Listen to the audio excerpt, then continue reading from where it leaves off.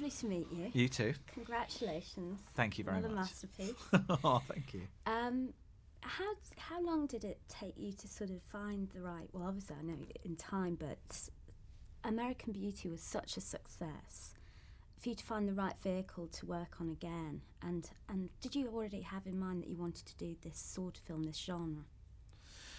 I didn't have it in mind. It surprised me that actually I ended up doing a genre movie. I had about 6 months of being frozen after American Beauty, the success of American Beauty, and thinking, well, what do I do now, and which direction do I go in, and do I do a similar kind of movie again, or do I just not do a movie for 4 years and just try and work out what's kind of what my tastes are and all this sort of stuff. And then anyway, this script turned up and I loved it. I mean, and it's the feeling that you want when you're a director, which is, I suppose it's the equivalent of being an actor and being sent a script and thinking, I have to play this part, I understand this part.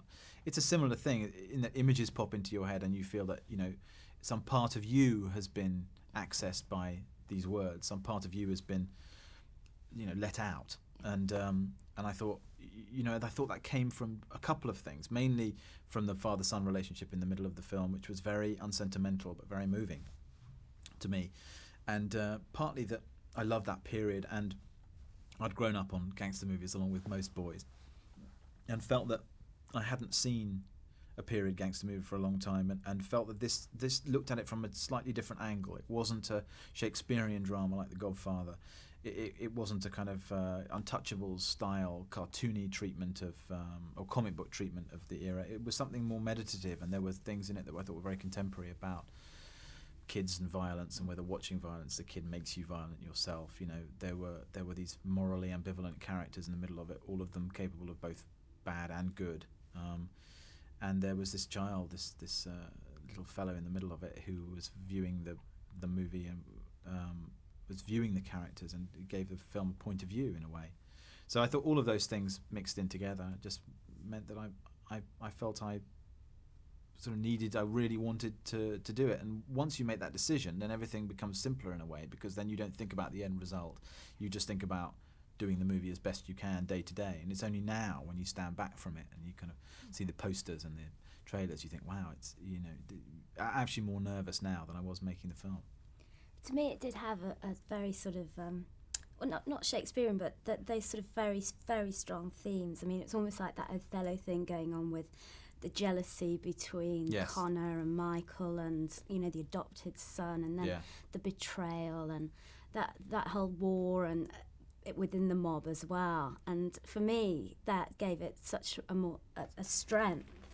But for you as a theatrical director, was that something that you gripped onto as well, and the skills that you had from being in the theatre? Do you think, rather than say somebody who's been brought up purely in film, that you could explore those more and bring them more to life? Well, I would never compare myself, either positive or negatively to another filmmaker, saying, "Oh, I can do this better or worse." You just respond to it with what's inside you, and I think that there's no question that I agree with you. The material had, surprisingly for something that came from a graphic novel, this amazing thing, which is that it's a very simple narrative. It's a very simple story, basically, but very complex themes and very complex relationships within the story. Two father-son stories, two fathers protecting their least favoured sons, both set on a course of mutual destruction in which one of them has to die. It's almost like a Greek tragedy. You do think, wow, if Sophocles had that idea, he might have used it, because being forced to kill your own father to save your child is an incredible moral dilemma, and that is what's at the heart of the film. So I did think, there is a serious and brilliant moral conundrum at the middle of this basically pulp material. And so it was trying to marry the pulp and the art house in the way that I remember feeling Sergio Leone had done in Once Upon a Time in America, for example, or even Bonnie and Clyde.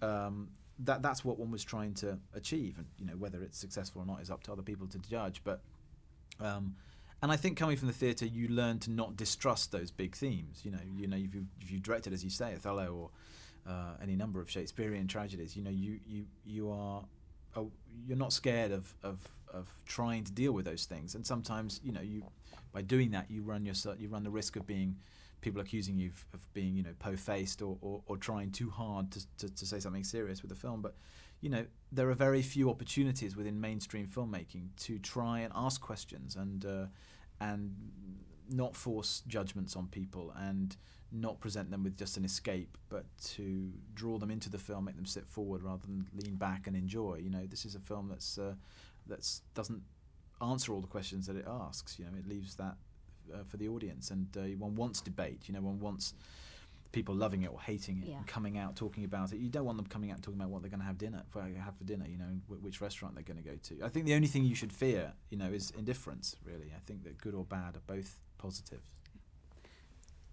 With these great themes and this great storyline, then the next steps, you know, casting these roles, which must have been no easy feat.